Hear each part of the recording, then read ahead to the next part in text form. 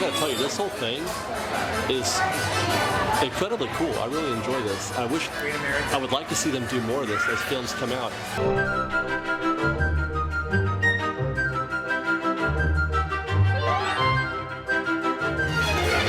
You know, I just noticed something, guys. Listen to that. Summer is over, which means also that Summer Heroes is over. So we don't have all that Marvel Avengers music playing on Hollywood Boulevard here. We get our regular 50s music back, which is an improvement, I think. I do enjoy the Avengers theme, or the theme music, or whatever. I mean, it's good. Over there by Mission Breakout, but not down here on Hollywood Boulevard. It didn't work for me. Is Monsters Inc. open yet? That's where I'm heading. I want to see if Monsters Inc. is open. What do we do back here now? Do we just... This is nothing happening here. I think they're doing... Oh, I forget what they're previewing there next. But it looks like Monsters Inc. might be open, but that does look like a line out there. Oh boy. Well, I was thinking about Monsters Inc., but it's 30 minutes. So I have a better idea. I'm going to head over to Paradise Pier. We're going to join in Damion's fun. Damion, our Twitter host, has been doing a marathon of sorts. It's 38 straight days, Damion, on Little Mermaid. Well, that's where we're going. We're going to start our own streak of one straight day on Little Mermaid. On the way, a funny thing just happened. Well, I don't know if it's funny or what, but a couple of guests walked up to me and they said, "Hey, can we take a picture with you?" And I'm like, "Yeah, sure." Except that what they said, and then then he hands me this camera. Wait, what? Because what he said was not with me, but of us. He wanted to take a picture of us. And he handed me the camera. It took me a second to like. I'm like, oh. Where do you want it? And then I had to like, you know, act like I. It was pretty funny. I mean, you know, I said, "Where do you guys want to stand? You know, let's do this." But it was. If you were there, if you were there with me, it would have been embarrassing for me. I'll just say that. Luckily, it was just me and my own embarrassment. Anyway, let's go to Paradise Pier for a Little Mermaid. Folks have asked, by the way, if we've gotten one of those. An Oogie Boogie bucket. I think they're $15 for the bucket. The answer is no. I probably won't because I don't really collect those. But look at the line to get an Oogie Boogie bucket. Hey, how are you? Look at this. It's all the way down to the statue, you guys. That's got to be 30 minutes. That's got to be at least 45 minutes to get an Oogie Boogie popcorn bucket. Amazing. It's like everything that Disney makes just is awesome. People want it. Look at Mickey and his cool. Oh, that's way better than his outfit at Disneyland. We can only see the back side of it though.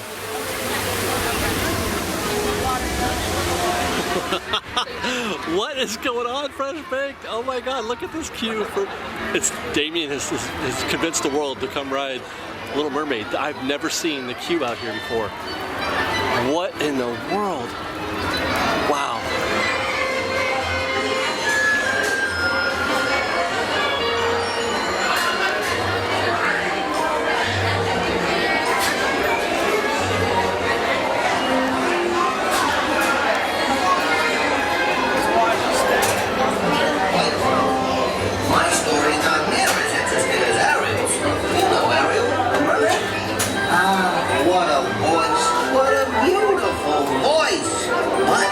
Let me tell you how that evil sea witch tricked Ariel's voice away from her.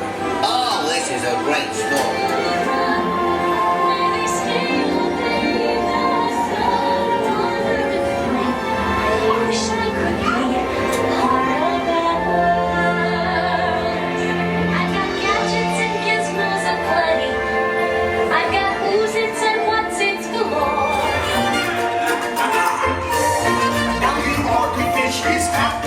It's all through the waves they rule.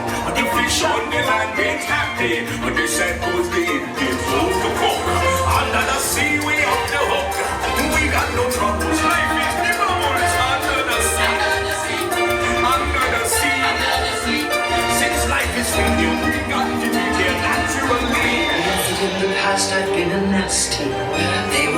you know they call me well a witch. But you'll find that nowadays I've mended all my ways, repented, seen the light and made us. What's this?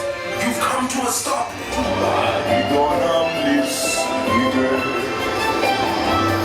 Hey, you see her sitting there across the way. She don't got a lot to say, but there's something about her.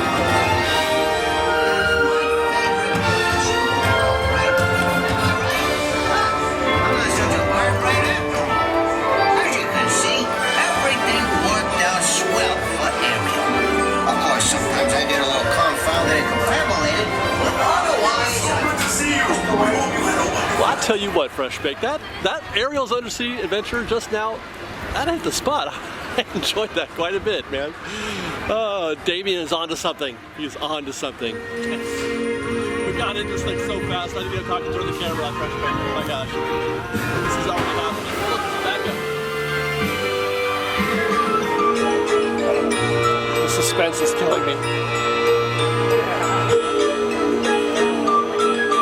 5, 4, 3, 2, 1, scream! Oh god. Oh god.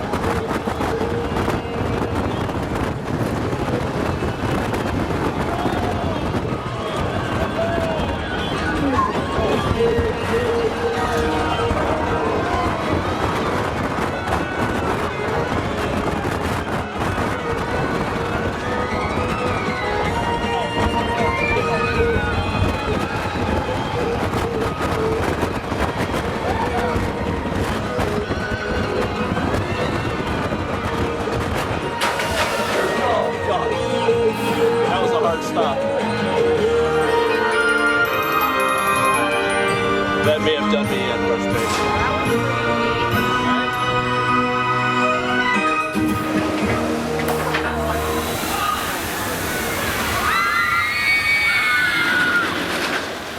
Well, okay, so that might have just done me in, you guys. I was contemplating the Zephyr or the Silly Zippity Swings after this, but no, that ride is super fun right up until the nausea. and then it's like, I don't want to do this anymore. I'm such a lightweight, you guys. I'm such a lightweight. I would never survive at Six Flags Magic Mountain. I can do like 2 rides there. Same thing for simulators at Universal. That's why I stick with Disneyland. As I completely forgot they're doing a Coco thing here at Paradise Garden. It's the Plaza de la Familia. Let's go see what they have. I'm not sure how much of this we can actually participate in because it looks like there might be lines for some of it, but that's cool.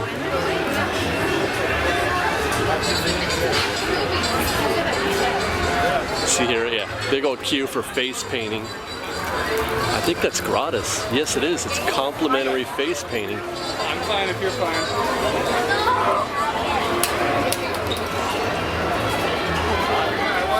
Oh boy, they got this whole thing. You can learn about the Tree of Life. One of the most characteristic Mexican artistic expressions.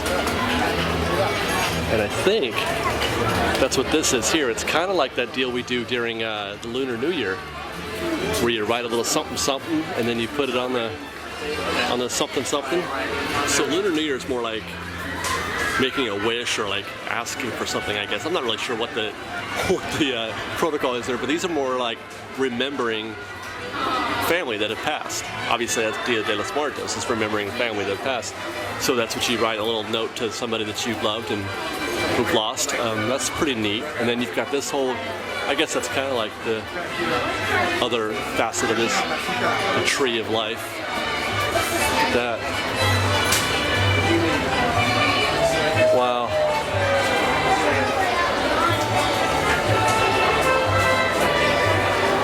How authentic is this, you guys? I'm Swedish, so I wouldn't have no idea. But it looks neat. I love this dude's hat right here. I want that hat.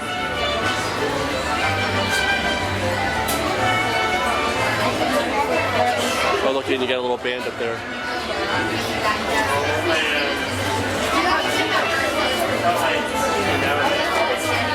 And then over here where you can normally meet Elena of Avalor, they've got this whole world of Coco, El Mundo de Coco. And they kind of give you a little backstory. It's set in Mexico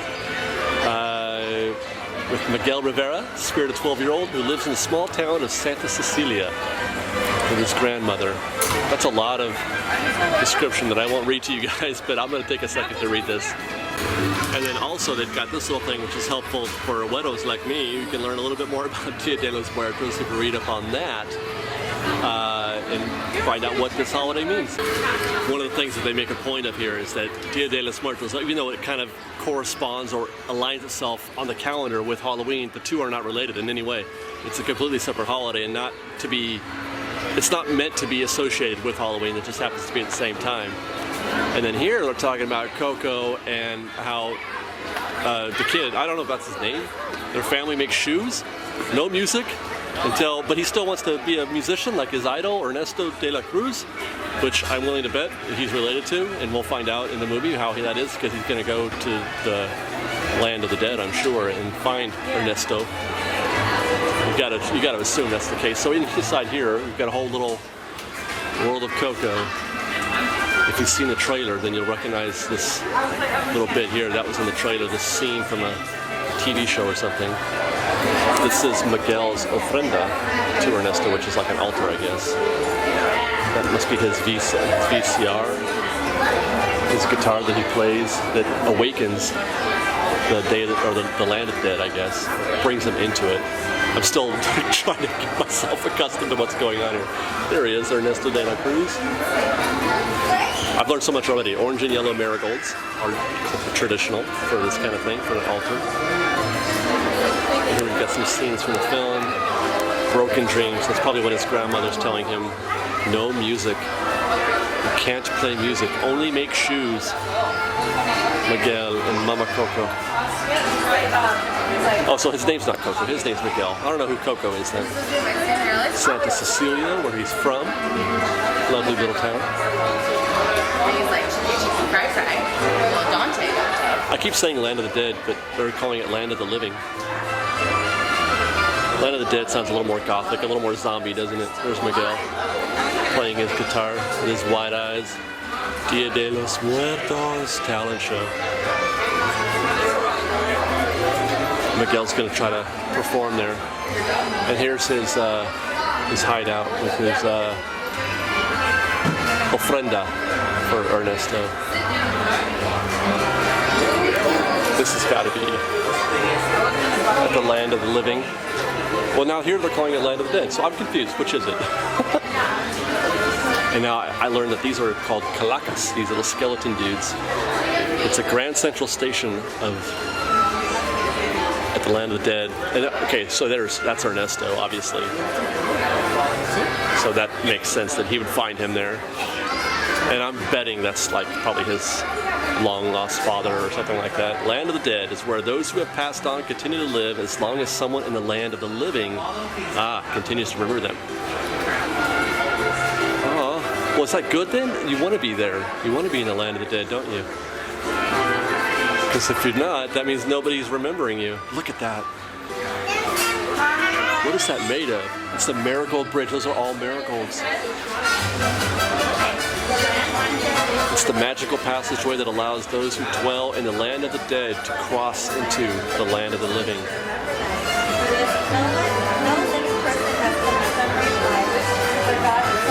And there's Hector. He's the mischief maker. He's probably the funny sidekick, maybe. He's a charming trickster who befriends Miguel in the land of the dead. Yeah, that makes sense. Because I gotta tell you, this whole thing, is incredibly cool. I really enjoy this. I would like to see them do more of this as films come out. Not just the preview over at at Bugs Life Theater, but give us something something really complete and really immersive like this. Not a couple props. This is really neat. Kudos to Disney for doing this. And it doesn't seem like it would be that hard to do. They could do this without too much difficulty for any new film coming out. I hope they do. I hope they do. I wonder, do they have any Coco inspired menu items? Let's take a look. That menu does look different. We should have got lunch here.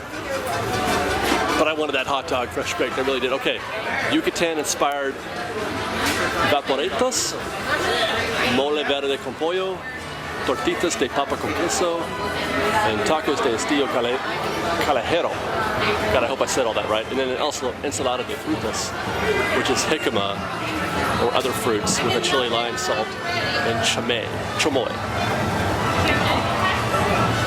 What's a vaporitos? I guess it's a chicken tamale steamed in banana leaves, because it says right there. Wow. Tortitas, crispy potato cakes with some kind of cheese. I don't even want to try to pronounce that. These are really interesting. They look, again, I want to ask, how authentic is this? Because it looks and sounds authentic, right? Wow. I'd have, if I ate here, I'd just go for the tacos. We may have to bring Sarah back here next week and have her choose something for me. I'm sure she would get a kick out of this. And I've noticed also, they've dressed the stage here Coco themed. I wonder if we're going to get maybe a mariachi. That'd be pretty cool.